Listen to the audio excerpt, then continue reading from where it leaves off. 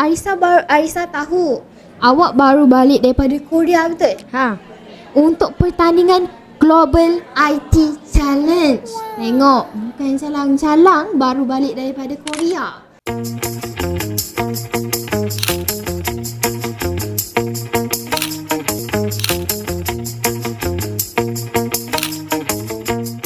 Dan nanti akan pergi ke Vietnam. Ya. Untuk pertandingan yang sama. Ya, pertandingan yang sama. Pak, dia ni dah tahap-tahap international, okey? Okey, sebenarnya awak join program ni semua awak apa? Saya dalam pertandingan ni dia ada 4 lagi pertandingan. E-combination, e-content, IoT dengan smart car. Kalau e-content, dia bagi masa, dia bagi tajuk dan kita buat video berkenaan dengan tajuk tu. So maknanya awak diberikan tajuk tu on the spot?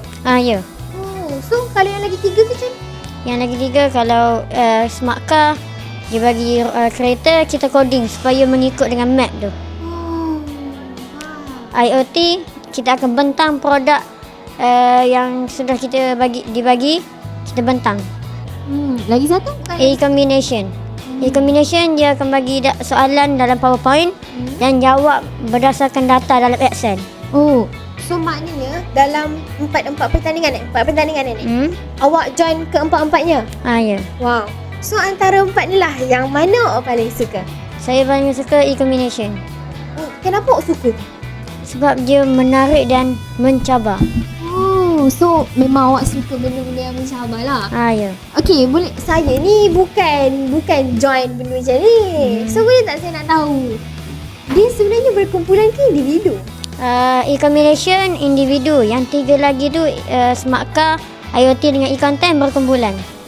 So maknanya awak suka yang individu ni? Ya. Okey. So awak ni pelajar tingkatan 3, betul? Ya. Macam mana sebenarnya lah, macam mana awak boleh join bidang ni? Join bidang ni cikgu yang suruh try mula-mula. Lepas tu menang dan minat lah. So macam mana cikgu bagi pendekatan dekat awak tu, macam mana? Cikgu cakap ada pemilihan ni untuk peringkat negeri, nak masuk tak?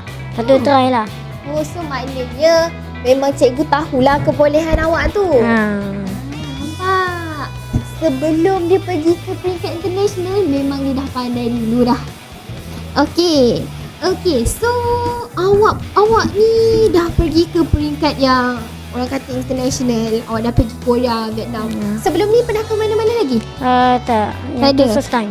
Itu first time. So awak menang tak? Kat global? Ya, menang. Wow. International dia menang, guys. Okey, awak dah pergi ke luar negara, soal semua, and soon akan ke Vietnam. So apa harapan awak dekat Vietnam nanti? Harapan Vietnam nanti untuk menang lagi banyak lah.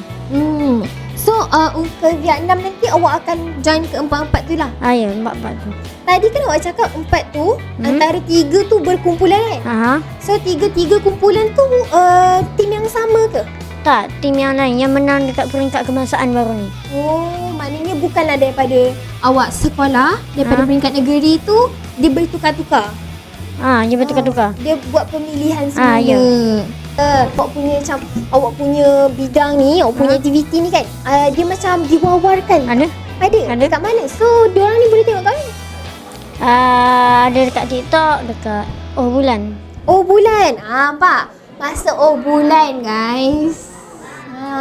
So kalau korang nak tahu lebih pasal dia punya aktiviti ni, korang boleh pergi tengok dekat TikTok Bulan. And Arisa rasa dekat YouTube pun mesti ada.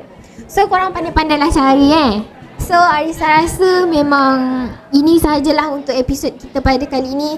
Thank you so much Thaqif sebab sudi meluangkan masa dalam podcast kita hari ini. And untuk korang semua juga, ambillah inspirasi adik Thaqif ni untuk jadi korang punya motivasi juga. Okay? That's all guys. Thank you so much dah tengok podcast